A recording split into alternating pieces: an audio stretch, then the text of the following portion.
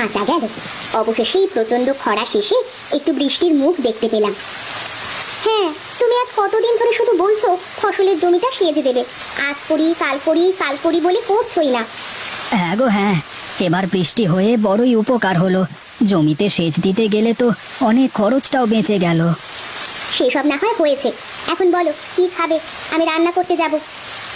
কি আর খাবো, এই বৃষ্টির দিনে একটু গরম গরম খিচুড়ি আর শুকনো মরিচের ভর্তা হলে আর কি চাই বলো। আচ্ছা ঠিক আছে, তাহলে আমি তোমাকে খিচুড়ি রান্না করেই দিচ্ছি। আচ্ছা যাও, আমিও একটু বের হব। তুমি আমার এই ঝড় বৃষ্টির মধ্যে কোথায় বেরোবে?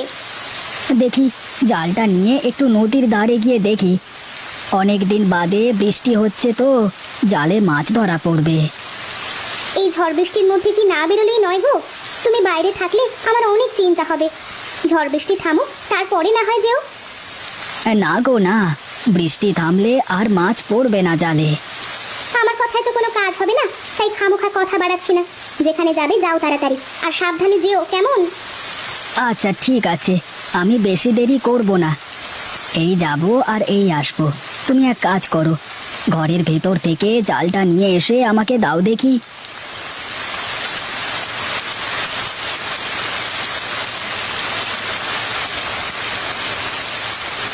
এই নাও গো জাল।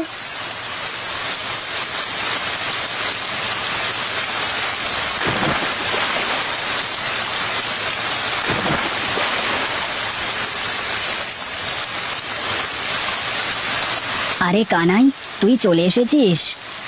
আরে বৃষ্টির ফোঁটা আকাশ থেকে মাটিতে পড়ছে, মাছগুলো সব নদী থেকে কিনারে চলে এসেছে। এই সুযোগে কয়টা মাছ ধরে নিয়ে যাই। হ্যাঁ রে, আমিও তো সেজন্য আসলাম। তা মাছ কেমন উঠছে রে জালে? আমি তো মাত্র এসে একবার জাল ফেলেছি, ভালোই মাছ উঠেছে। বাহ, তাহলে তো ভালোই হলো। মাছ ধরে বাড়িতে যেতে হবে তাড়াতাড়ি। গিন্নি বাড়িতে বসে আছে।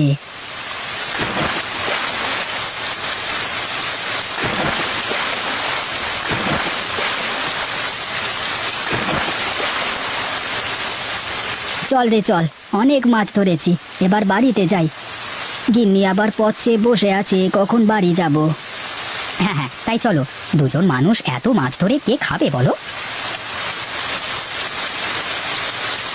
ও গো গিন্নি, কোথায় গো? দেখো দেখো, কত মাছ ধরে নিয়ে এসেছি দেখো। তুমি ওপরে উঠে না এসে ওইভাবে উঠানে দাঁড়িয়ে বৃষ্টিতে ভিজছো কেন? আরে রাখো তো, আমি তো অনেক আগেই বৃষ্টিতে ভিজে গেছি, এখন একটু ভিজলে কিচ্ছু হবে না। আর তুমি দেখো কত মাছ ধরে এনেছি দেখো। ও মা, তুমি তো এই গেলে আর এই এলে, এইটুকু সময়ের মধ্যেই এতগুলো মাছ পেয়ে গেছো? হ্যাঁ গো হ্যাঁ, নদীতে আজকে প্রচুর মাছ পড়েছে।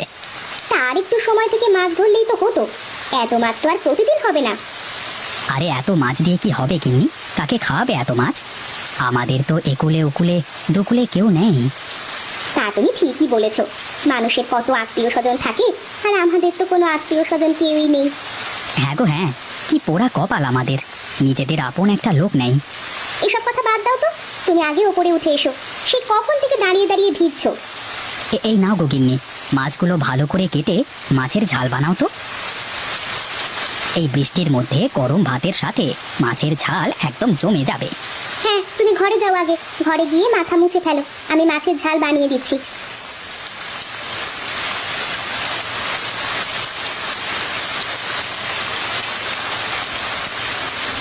আহা, বৃষ্টির দিনে গরম গরম খিচুড়ি সাথে মাছ ভাজা, একদম পুরো জমে গেছে গো গিন্নি। হ্যাঁ গো, খাও খাও, মন ভরে খাও। আচ্ছা ভালো কথা, আমার মা আসতে চেয়েছিল, সে কথা কি তোমার মনে আছে? হ্যাঁ হ্যাঁ, আছে আছে, মনে আছে, কেন মনে থাকবে না। হ্যাঁ, মা তো মনে হয় কাল পরশু আসবে, তাই না? তুমি একটু বাজার হাট করে রেখো কালকে, কেমন? আচ্ছা আচ্ছা ঠিক আছে, আমি অনেকগুলো টাকা গুছিয়ে রেখেছি, এবার মা আসলে খুব ভালোভাবে আপ্যায়ন করবে। কতদিন পরে আসছেন। হ্যাঁ গো, আর বাজার থেকে একটা ভালো শাড়ি কিনে আনবে, যেন মাকে দিতে পারি। আচ্ছা আচ্ছা ঠিক আছে, আনবো। সে কথা কি আমাকে মনে করিয়ে দিতে হয় নাকি? তুমি যা ভুলো মানুষ, মনে করিয়ে দেবো না তো কি করবো বলো? আমার খাওয়া শেষ গিন্নি, চলো ঘরে চলো। তুমি যাও, আমি থালা বাসনগুলো ধুয়ে দিয়ে সবকিছু গুছিয়ে তারপরে আসছি। আচ্ছা বেশ, তাহলে আমি ঘরে গিয়ে শুয়ে পড়লাম, তুমি এসো।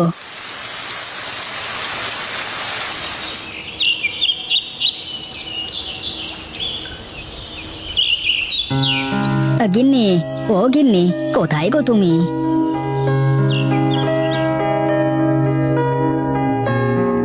এই তো, কি হয়েছে গো? বাজারের ব্যাগটা দাও, বাজার করে নিয়ে আসি। হ্যাঁ দাঁড়াও, আমি দিচ্ছি।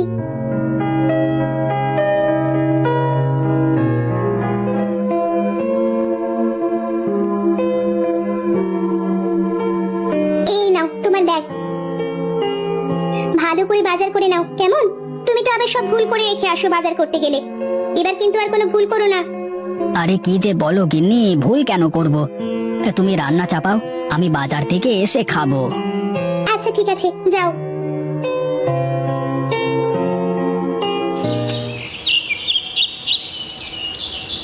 আজ আমি একটুও ভুল করব না, সব ঠিকঠাক বাজার করে নিয়ে বাড়িতে যাব। এই গোপাল, কোথায় যাচ্ছিস? দাঁড়া। আরে কানাই যে, তুই কোথায় যাবি? আমি একটু বাজারের দিকে যাব, বাড়িতে তরি তরকারি সব শেষ হয়ে গেছে তো, তাই একটু তরকারি কিনতে হবে। ও আচ্ছা আচ্ছা, তাহলে ভালোই হলো, বাজার করবার একজন সঙ্গী পাওয়া গেল। আমিও বাজারে যাচ্ছি। হ্যাঁ হ্যাঁ, চল।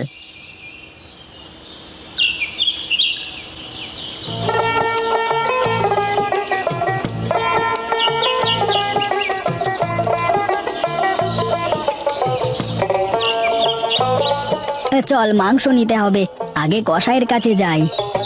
হ্যাঁ হ্যাঁ, চল।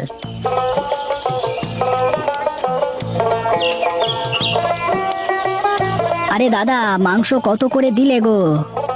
আগে 400 টাকা কিলো দাদা। বেশ বেশ, আমাকে 2 কিলো মাংস দাও দেখি। এই নিন। এই নিন আপনার টাকা।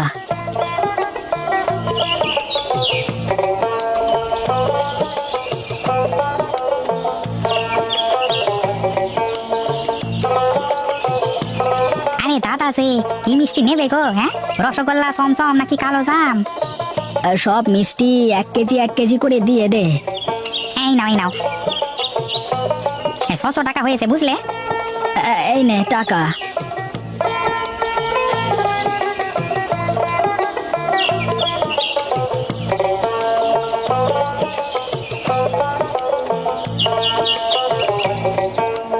এই যে দাদা, বড় রুই মাছটা কত? কি রে গোপাল, আজকে এত বাজার করলি কেন? তোকে তো কখনো এত বাজার করতে দেখিনি। আরে অনেকদিন পর আমার শাশুড়ি মা আসছে আমার বাড়িতে, তাই এত বাজার করে নিয়ে আসলাম।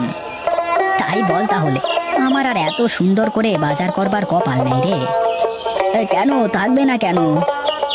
আমার তো কোনো আত্মীয় স্বজন নেই, আমরা দুজন মানুষ, কার জন্য করবো এত বাজার ঘাট? কে বলেছে তোর কেউ নেই? আমরা তো আছি। এই নে, সব বাজার ঘাটগুলো ধর তো একটু। কি রে, এখন কি তুই আমাকে দিয়ে বাজার টানাবি নাকি? হ্যাঁ, তুই এসব বাজার টেনে নিয়ে তোর বাড়িতে যাবি, আর ভালো মতো রান্না করবি। আমি রাতে আমার বউ আর শাশুড়িকে নিয়ে তোদের বাড়িতে নেমন্তন্ন খেতে আসবো।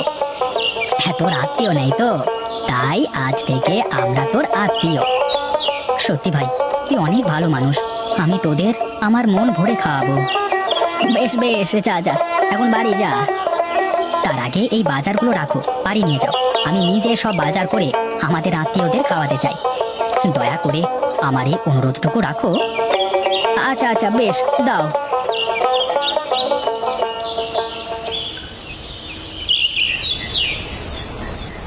গিন্নি, হয়েছে, চলো চলো, কানাই আমাদের জন্য অপেক্ষা করছে।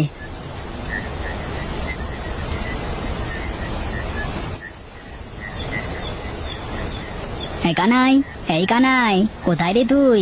এদিকে আয়। আয় আয়, তোর জন্য এতক্ষণ ধরে আমি অপেক্ষা করছিলাম। আজ প্রথম কাউকে আমার বাড়িতে দাওয়াত করে খাওয়াচ্ছি, খান, আপনারা পেট ভরে খান। কেন কেন এর আগে বুঝি তুমি কাউকে দাওয়াত করে বাড়িতে খাওয়াওনি? আমরা কি প্রথম? হ্যাঁ, আপনারাই প্রথম আসলেন। আমার কোনো আত্মীয় স্বজন নেই তো, ওই জন্য কাউকে খাওয়ানোর সেই সৌভাগ্যটুকু আমার হয়নি। আমি সেই জন্মের পরেই আমার মাকে হারিয়েছি, আমার দাদির কাছে বড় হয়েছি, কিন্তু বিয়ের কিছুদিন পর আমার দাদিও আমাকে ছেড়ে চলে যায়। আমারও সেই একই অবস্থা, বুঝলেন। আমি আমার বাবা মায়ের মুখ কখনো চোখে দেখিনি, ওর কাছে থেকেই বড় হয়েছি, নিজের আপন বলতে কেউ নেই। অমন করে বলিস না, মালতী আমার মেয়ের মতো, আর তুমি তাহলে আমার মেয়ের জামাই। আজ থেকে আমরা সবাই তোর আত্মীয়। আরে হ্যাঁ কানাই, আজকে থেকে তুমি আমার ভাই, আজ থেকে আমরা সবাই এক পরিবার।